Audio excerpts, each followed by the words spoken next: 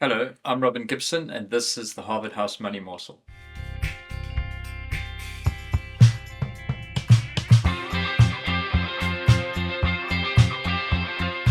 Welcome back. Thank you for joining us again. Don't forget to like and subscribe and click the bell so you get a notification of when we're releasing a new video. I'm sitting today again with Michael Porter. Hello, Michael. Good morning, Robin. So, Michael, the events are really rolling out, aren't they? So, we had a walk back on 0.5% VAT. Did the market like that? Did the market hate that? Or was it completely indifferent? Robin, I think the market, it's been coming for probably the last week. I think there's been a little bit of evidence that the VAT hike was probably unlikely to go through, and some of the other parties in the GNU had also given the ANC an ultimatum saying that they weren't going to vote for it. So what I do think, well, we haven't really seen a lot of detail. We know that the VAT's being rolled back, but there hasn't been any further detail really on. It doesn't look like there are any other tax increases to fill the gap. Maybe where there could have been tax on gambling or something like that. Yeah. And we haven't seen any proposals on kind of where spending cuts are going to come through. So I suppose there's a little bit of uncertainty around the budget, but the fact that the VAT's been rolled back, I think, is positive. I think it's positive probably for the GNU generally, and that ANC's learning it has to compromise. I think the DA also needs to learn it has to compromise. Some of the smaller parties kind of got to say. So I think that from that point of view, it's a positive. The market did react. I suppose on the consumer side, the markets, the retail shares have reacted a little bit. But I think there's still quite a lot of uncertainty around the GNU. And I mean, we might even have some announcements today from the ANC and DA meeting. So I think there's still quite a high level of concern around the future of the GNU, yes, what's happening behind the scenes. So that's maybe tempering a bit of the enthusiasm. Yeah.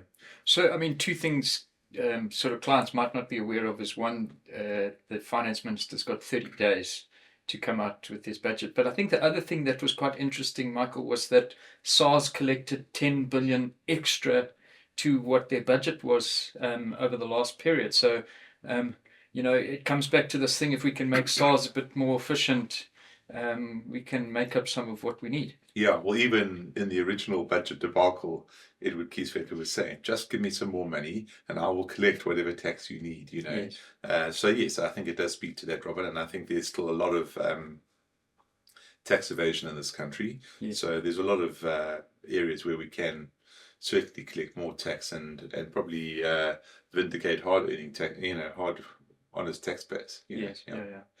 So, Michael, I mean, obviously we've still got the same thing going on the other side of the Orange Swan event as it came up in our investment meeting this week.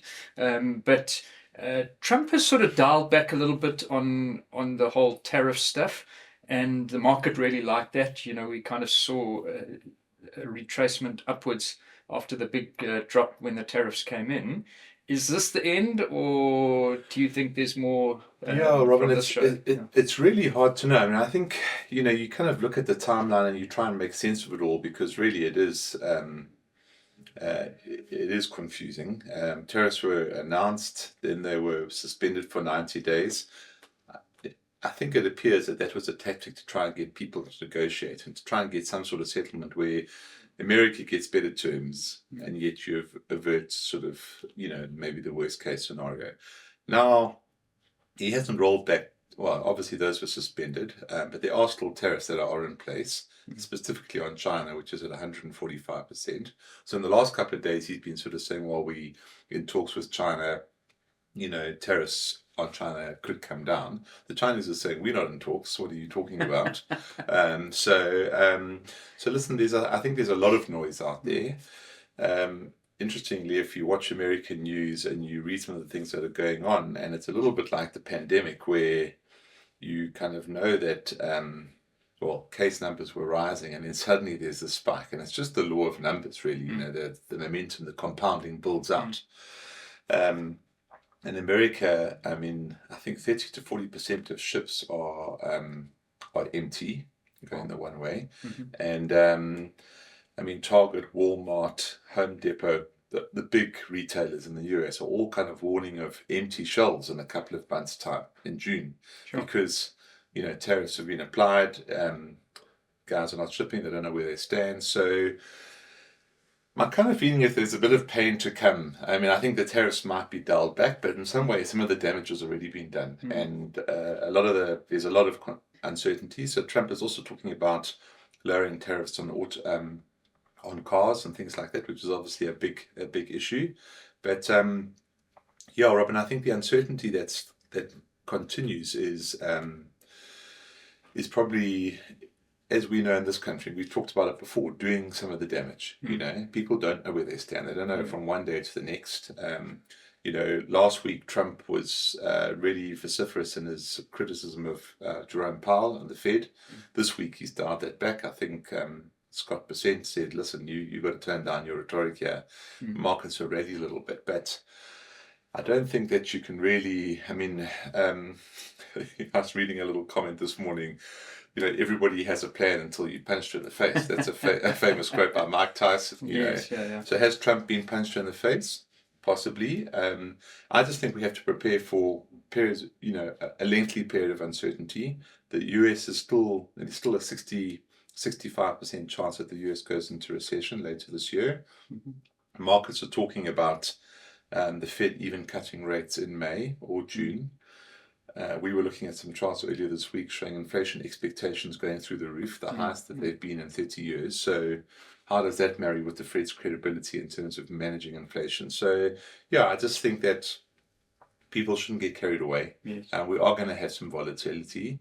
But one does wonder whether Trump has underestimated how other countries would fight back and just sort of acquiesce to American supremism, and that's actually not happening. And maybe he's being told by some of his big CEOs in the country, listen, we've got a problem here, Yeah.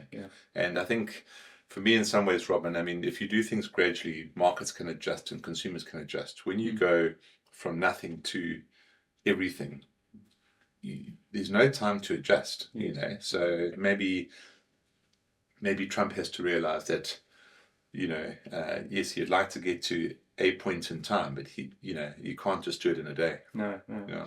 And then, Michael, bringing it quickly back to South African shores, we had inflation released this last week, 2.7% year on year, March to March. Yeah. I mean, that's baying for an interest rate cut, isn't it? Yeah, and then Kenyaga was speaking on, I don't know, Bloomberg or something earlier in the week, and even saying that May's inflation number is probably likely to start with the 2 as well, but don't expect an interest rate cut. And I'm like, oh, come on, what more do you want? I think they're very concerned about the global volatility. The rand has come back, but it's partly because of the dollar weakness. I think we need some certainty in the GNU, and for the rand against the crosses, like the pound and the euro, also to strengthen a bit before the Reserve Bank would take a bit of comfort that the rand is not going to derail things. I mean, obviously the oil price falling, even Kenyaga mentioned it, has been a huge boon to our local inflation, and petrol prices will probably fall again next month. Yeah. So there are definitely some positives, and I think our markets now, saying, well, they might not cut in May. The SARB is probably very more likely to cut in July, and then possibly another cut later in the year. So definitely the trends are moving in the right direction. The SARB should be cutting.